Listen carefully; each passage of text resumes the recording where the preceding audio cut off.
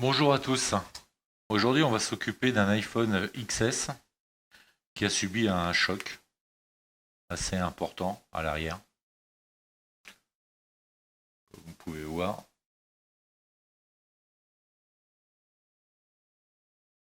Problème.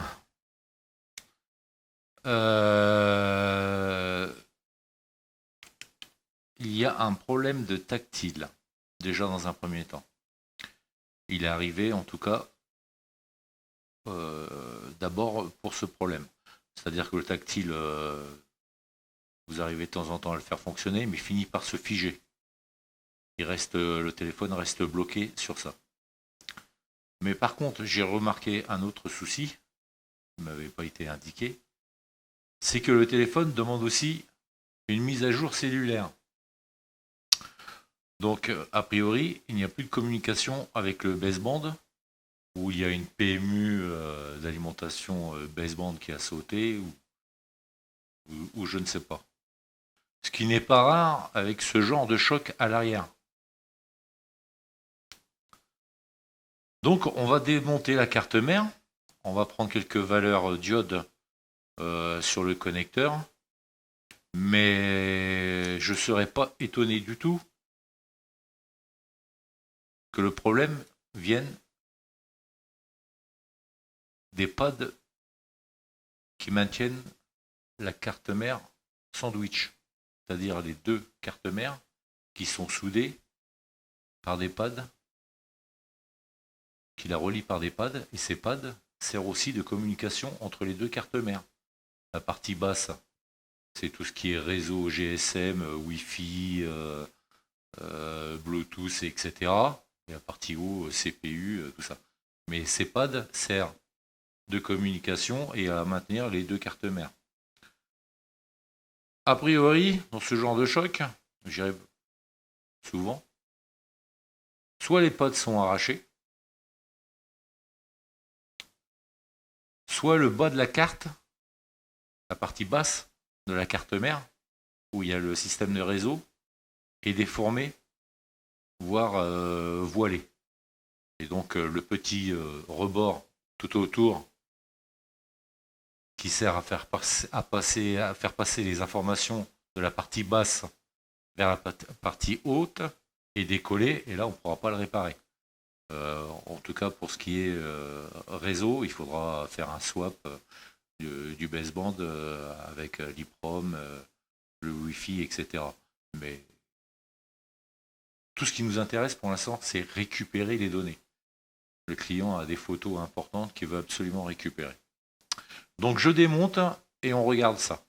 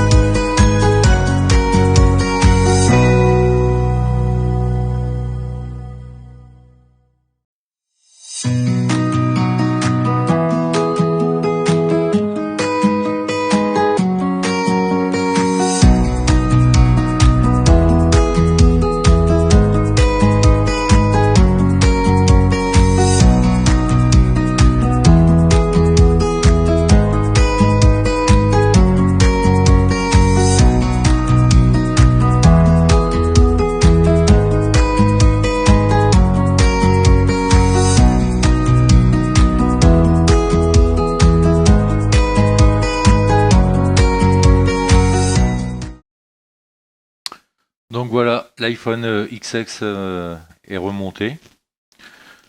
J'ai dû refaire 6 pattes de communication sur le téléphone. Il y avait une alimentation à volt 8, il y avait des sensors, il y avait aussi des lignes de communication avec le baseband. Mais là où ça a tapé, le baseband, comme je le pensais, si on arrivait à le récupérer, le réseau, ce serait un coup de chance. Donc, il refonctionne. Je l'ai testé pendant plus de 35 minutes. Il se fiche plus. Le tactile fonctionne parfaitement. Il fait pas de boot loop, c'est-à-dire des redémarrages bien souvent dans les 3 minutes. Donc, ce qui empêche forcément de récupérer les données.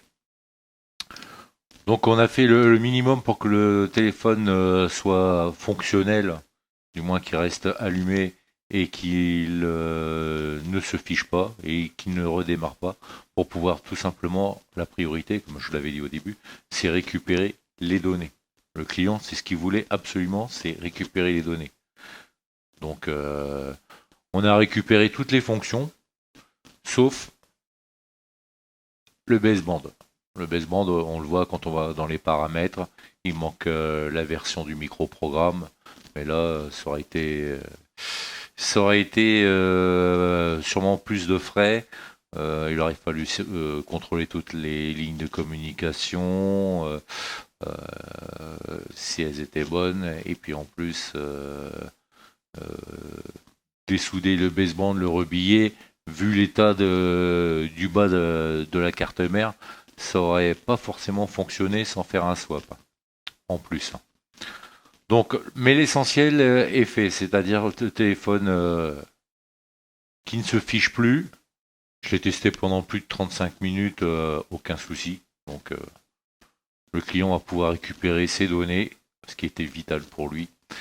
Et c'est le principal. Donc, je vais le démarrer quand même.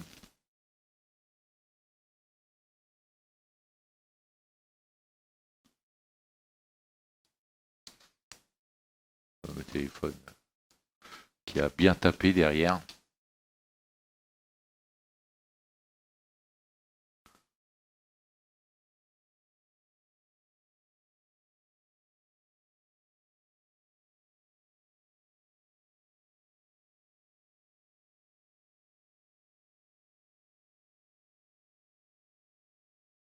Et voilà.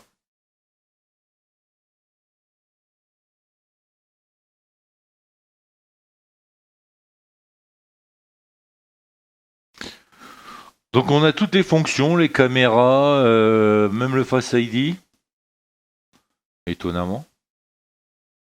Mais par contre, voilà, échec de la mise à jour cellulaire. Quand vous avez ce message-là, et que vous avez un téléphone qui a choqué comme ça, c'est pas étonnant. Il y a un problème avec le baseband. Mais le principal a été fait. Je répète,